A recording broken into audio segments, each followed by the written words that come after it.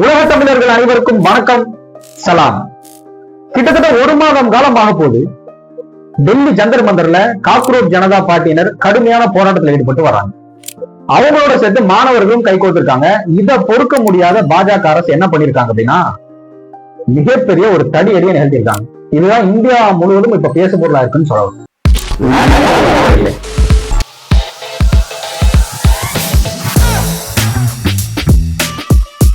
ரீசெண்டா டெல்லி பார்லிமெண்ட்டை நோக்கி ஒரு அமைதியான பேரணி தான் முன்னெடுத்திருக்காங்க இந்த காக்ரோச் ஜனதா பார்ட்டியினரும் மாணவர்களும் சேர்ந்து. இதுல என்ன தப்பு இருக்குது? ஆனா அதை பொறுக்க முடியாம டெல்லி காவல்துறையை வச்சு கடுமையான தடியடி. ஒரு சில பேர் ஐசியூல இருக்காங்க, ஒரு சில பேர் மண்டை உடஞ்சி ரத்தம் ஊத்து. இதெல்லாம் பெருமை நினைச்சு பண்றாங்களா, இல்ல இது மூலமா இந்த போராட்டத்தை தடுத்து நிறுத்தலாம்னு பண்றாங்களா அப்படின்னு தெரியல இந்த பாஜக அரசு. மாணவர்களும் சரி, காக்ரோச் ஜனதா பார்ட்டியினரும் சரி, இன்னும் அவங்களுடைய போராட்டம் தைரியமா இருக்கு. ரீசெண்டா சோனம் வாங்சுக் எல்லாம் இந்த போராட்டத்துக்கு கை கொடுத்திருந்தாரு. ஆக்டர் பிரகாஷ் ராஜ் கை கொடுத்திருந்தாரு. சோனம் வாங்சுக்கை பொறுத்த வரைக்கும் 20 நாள் அவர் உண்ணாவிரத போராட்டத்துல இருந்து அவருடைய உடல்நிலை மிக மோசமா இருந்த ஒரு காரணத்தினால டெல்லி காவல்துறையால வலுக்கட்டாயமா அங்க இருந்து அப்புறப்படுத்தப்பட்டார். அப்படி இருந்தும் சோனம் வாங்சுக் என்ன பண்றாரு அப்படின்னா, ஹாஸ்பிட்டல்ல இருந்தும் நான் இந்த போராட்டத்தை கைவிட மாட்டேன் அப்படின்னு சொல்லியிருக்காரு. அப்படி நான் இந்த போராட்டத்தை கைவிடணும் அப்படின்னா சில 3 கோரிக்கைகள் நான் வைக்கிறேன், அதை ஒன்னாவது நீங்க நிறைவேற்றுங்க அப்படின்னு சொல்லிட்டு இந்த எக்ஸாம் பேப்பர், இந்த போராட்டத்தினுடைய மிக முக்கிய காரணமே நீட் எக்ஸாம் பேப்பர் லீக் ஆனதுதான். இதற்கு பொறுப்பேற்று தர்மேந்திர பிரதான், அதாவது இந்திய கல்வித்துறை அமைச்சர், அவர் பதவி விலகணும் அப்படின்னு சொன்னதுதான். இதை மட்டும் அந்த அக்கௌண்டபிலிட்டி அண்ட் ரெஸ்பான்சிபிலிட்டி அவங்க எடுத்துக்கிட்டாங்க அப்படின்னா நம்ம உடனே என்ன பண்ணிடலாம், இந்த போராட்டத்தை கைவிட்டுறலாம். இப்படிங்கிறது மட்டும்தான் அவங்களுடைய நோக்கம். அந்த மாணவர்களும் அதுக்காக தான் கூடியிருக்காங்க. கிட்டத்தட்ட எண்ணற்ற மாணவர்கள் பல ஸ்டேட்ல இருந்து டெல்லி ஜந்தர் மந்தருக்கு பயணம் செய்யறாங்க, அந்த போராட்டத்துல பங்கெடுக்கிறாங்க. முழுக்க முழுக்க இது அமைதி பேரணியாகவே இருக்குது, அமைதி போர்க்களமாகவே இருக்கு. ஆனா இதை பொறுக்க முடியாம பாஜக அரசு ஏன் இப்படி பண்றாங்க அப்படிங்கறதுதான் இந்தியா முழுவதும் இருக்கக்கூடிய மிகப்பெரிய மக்களுடைய எண்ணோட்டங்களும் கேள்விகள். இது நமக்கே பெரிய கேள்வியா இருக்கு. ஏன்னா இதே ஜந்தர் மந்தர்ல, இதே டெல்லியில ரீசெண்டா கொஞ்சம் வருஷத்துக்கு முன்னாடி, அதாவது 1 வருஷத்துக்கு முன்னாடி பார்த்தோம் அப்படின்னா ரெஸ்லர்ஸ் எல்லாமே போராட்டத்தில் ஈடுபட்டு இருந்தாங்க. அதற்கும் ஒரு மந்திரி தான் காரணம். அந்த பிரிஜ் பூஷன் அப்படிங்கிற மந்திரி செக்ஸுவலா டார்ச்சர் பண்ணதுக்காக ரெஸ்லர்ஸ் எல்லாமே டெல்லி ஜந்தர் மந்தர்ல போராட்டம் பண்ணிருந்தாங்க. எவ்வளவுதான் குரல் கொடுத்தோம், அவர் மேல எந்த நடவடிக்கையும் இல்லை. பாஜக அரசும் பெருசா அதை கண்டுகொள்ளல. இறுதியில தடியடி நடத்தி வலுக்கட்டாயமா இழுத்து கொண்டு போய் அந்த ரெஸ்லர்ஸ் எல்லாத்தையுமே கலைச்சாங்க. இப்படி இந்த டெல்லி ஜந்தர் மந்தர் மிகப்பெரிய ஒரு போராட்ட களத்துக்கு ஒரு உதாரணம் அப்படின்னு நம்ம சொல்லலாம். அது மட்டும் இல்லாம விவசாயிகளுடைய போராட்டமும் அங்க நடந்துச்சு. டெல்லி முழுவதும் கடுமையான போராட்டத்துல விவசாயிகள் ஈடுபட்டு இருந்தாங்க. வேளாண் மசோதாவை பாஜக கொண்டு வந்தாங்க. அந்த வேளாண் மசோதா விவசாயிகளுக்கு எதிராக இருக்கிற ஒரு காரணத்தினால அத்தனை விவசாயிகளும், இந்தியா முழுவதும் இருக்கக்கூடிய விவசாயிகளும் டெல்லி ஜந்தர் மந்தர்ல போராட்டத்தை முன்னெடுத்தாங்க. அந்த போராட்டம் மிகப்பெரிய அளவுல வெற்றி பெற்றுச்சு. அது பாஜகவுக்கு ஒரு பெரிய சம்மட்டி அடி கூட சொல்லலாம். உடனே அந்த மசோதாவை வாபஸ் வாங்கிட்டாங்க. அதற்கு பிறகு அந்த ரெஸ்லருடைய போராட்டம், அதற்கு பிறகு இந்த காக்ரோச் ஜனதா பார்ட்டியினுடைய போராட்டம் நடக்குது. என்னதான் போராட்டங்கள் அமைதி வழியில இருந்தாலும் இந்த பாஜக அரசும் சரி, பாஜக அரசு கீழே செயல்படக்கூடிய காவல்துறையும் சரி, இந்த போராட்டத்தை மோசமான போராட்டமா மாத்திடுறாங்க, ரொம்ப கொடுமையான போராட்டமா மாத்திடுறாங்க. ஏன்னா இப்படி இந்த மாணவர்களையும் சரி, இந்த மக்களையும் அடக்குறது மூலமா நம்ம வெற்றி பெற்றலாம், இந்த போராட்டத்தையும் இந்த நோக்கத்தையும் நம்ம திசை திருப்பிடலாம் அப்படின்னு நினைக்கிறாங்க. ஆனா அது கை கூடுமா?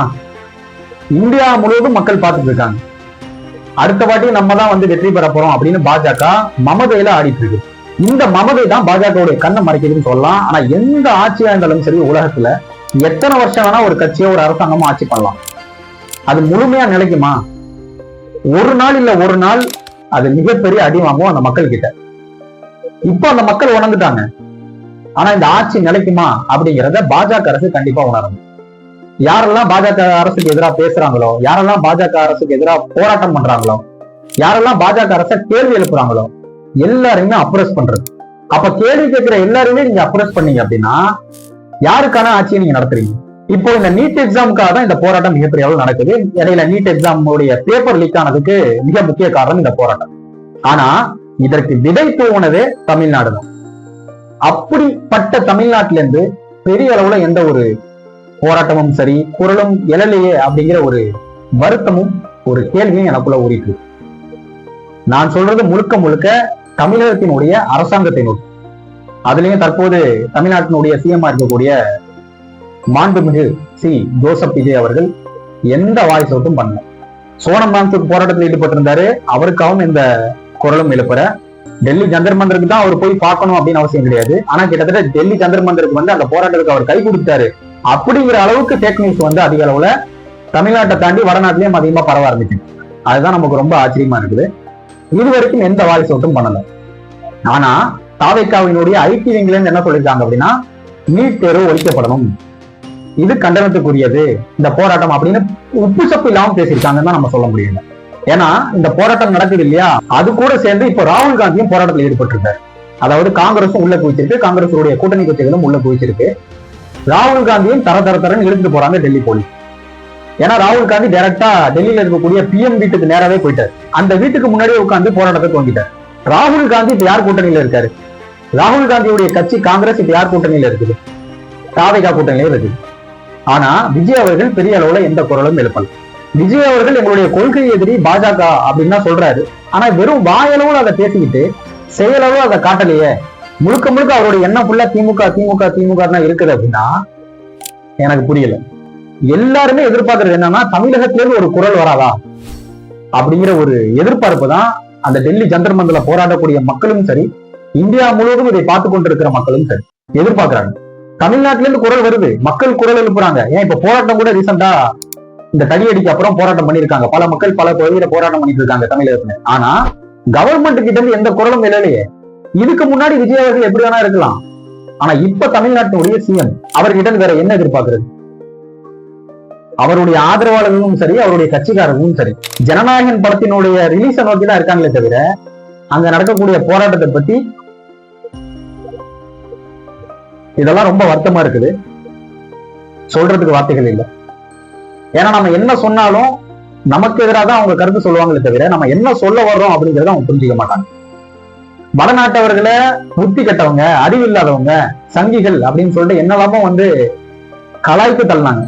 ஆனா இப்போ அவங்கதான் மக்களுக்கான போராட்டத்தை முன்னெடுத்திருக்காங்க. மாணவர்களுடைய உரிமையை பறிக்கக்கூடிய அந்த விஷத்துக்கு எதிரான ஒரு போராட்டத்தை முன்னெடுத்திருக்காங்க. ஆனா தமிழ்நாடு இப்போ எந்த ஒரு நிலையில இருக்கு அப்படிங்கிறத பாருங்க. போராட்டத்துக்கு ஒரு முன் உதாரணம்னா அது தமிழ்நாடு தான். ஆனா எப்போ எந்த படம் ரிலீஸ் ஆகும், எப்போ எந்த படத்துக்கு வந்து நம்ம மாலை போடலாம், பால் ஊத்தலாம் அப்படின்னு காத்து கொண்டு இருக்கக்கூடிய ஒரு சூழ்நிலையில நம்ம இருக்கோம். உள்ளபடியே நம்ம யோசிச்சு பார்த்தா தெரியும். சரிப்பா, இப்படி சும்மா சோசியல் மீடியால நீ குரல் கொடுத்தா எல்லாம் சரியாயிருமா அப்படின்னு நீங்க கேட்கறது எனக்கு புரியுது. சோசியல் மீடியா மூலமா ஆட்சியே பிடிக்கலாம், அதே சோசியல் மீடியா மூலமா நம்ம கண்டனம் தெரிவிக்க கூடாதா? என்ன லாஜிக் இது? அதனாலதான் சொல்றேன், உலகத்துல எங்க அநீதி நடந்தாலும் சரி அதை பார்த்து நம்ம கோபப்படுறோம் அப்படின்னா நீயும் என்னுடைய தோழன் அப்படின்னு சொல்லியிருக்காரு சே குவேரா. ஏன் அதை சொன்னார் அவரு? ஏன்னா அவருக்கு குறைஞ்சபட்ச ரத்தோட்டம் இருக்குது, குறைஞ்சபட்ச உணர்வு இருக்குது. அந்த உணர்வு எல்லாம் நமக்கு இருக்குதா அப்படிங்கறத இங்க கேள்வி. யாருக்காக இவங்க எல்லாம் போராடணும், இல்ல எந்த காரணத்துக்காக போராடுறாங்க? குறைஞ்சபட்சம் அந்த காரணத்தை நம்ம பார்க்கணும். ஆனா டெல்லி காவல்துறை அவர்களை கடுமையா தாக்குறது மட்டும் இல்லாம கிட்டத்தட்ட கொலை முயற்சினே சொல்லலாம். அங்க வந்த பாதி பேர் காவல்துறையினுடைய போர்வையில இருக்காங்க, அவங்க எல்லாம் உண்மையான காவல்துறை இல்லை அப்படின்னு சொல்றாங்க. அது மட்டும் இல்லாம இப்ப ரீசெண்டா டெல்லி காவல்துறை வந்து அங்கிருந்து போயிட்டாங்க அப்படிங்கிற மாதிரி ஒரு தகவல் வெளியாகுது. அது எந்த அளவுக்கு உண்மைன்னு தெரியல. ஏன்னா ஒரு வீடியோ ரிலீஸ் ஆச்சு, டெல்லி காவல்துறையை வந்து அனுப்பி வச்சிட்டாங்க அப்படின்னு. ஒருவேளை இது இன்னும் பதற்றம் ஆயிருமோ அப்படிங்கிற ஒரு காரணத்தினால அனுப்பி வச்சிட்டாங்களா என்னன்னு தெரியல. சோ பாஜக அரசு மிகப்பெரிய ஒரு தப்பு பண்ணிருச்சு அப்படின்னு தான் நான் சொல்லுவேன். ஏன்னா இந்த காக்ரோச் ஜனதா பார்ட்டியை பொறுத்த வரைக்கும் நீட் எக்ஸாம் பேப்பர் லீக் ஆச்சு பாத்தீங்களா, அதுல உதயமானதுதான் இந்த கட்சி. அதுவும் சோசியல் மீடியால கிட்டத்தட்ட 20 மில்லியன் ஃபாலோவர்ஸ் வந்து இந்த கட்சி வச்சிருக்கு. அந்த கட்சியினுடைய நிறுவனர் பவுண்டர் அபிஜித் தீப்கே அவர் தான் இந்த போராட்டத்தை மிகப்பெரிய அளவுல முன்னெடுத்திருக்காரு. வெறும் வாயளவுல இவங்க சும்மா பேசிட்டு போயிடுவாங்களோ சமூக வலைத்தளங்கள்ல அப்படின்னு தான் எல்லாரும் எதிர்பார்த்தாங்க. ஆனா களத்துல இறங்கி போராட்டத்தை முன்னெடுத்திருக்காங்க. இது உண்மையிலேயே பாராட்டப்பட வேண்டிய விஷயம், வரவேற்க வேண்டிய விஷயம். ஏன்னா ஒரு சில கட்சிகளை பொறுத்த வரைக்கும் அரசியலுக்கு வந்து 1 வருஷமோ 2 வருஷமோ தான் ஆகுது, டைரக்டா அவங்க சிஎம் ஆயிடுறாங்க. எந்த போராட்டத்தையும் அவங்க பார்த்ததில்லை, எந்த ஆர்ப்பாட்டத்தையும் பார்த்ததில்லை, எந்த ஒரு இடத்துலயும் மக்களுக்காக குரல் கொடுத்து களத்துல நின்னதில்லை. ஆனா இப்படியான போராட்டங்களை எல்லாம் பார்க்கும்போது நமக்கு ரொம்பவே ஆச்சரியத்தை தருது. சோ உலகத்துல எந்த போராட்டமா இருந்தாலும் சரி அந்த போராட்டத்துல அத்தனையுமே மாணவர்களுடைய பங்கு மிகப்பெரிய பங்குன்னு சொல்லலாம். ஏன்னா உலகத்துல பல புரட்சிகளை உண்டு பண்ணதே மாணவர்கள் தான் போராட்டத்தின் மூலமா. அப்படி ஒரு பெரும் மாற்றமும் புரட்சியும் இந்த டெல்லி ஜந்தர் மந்தர்ல ஸ்டார்ட் ஆகும்.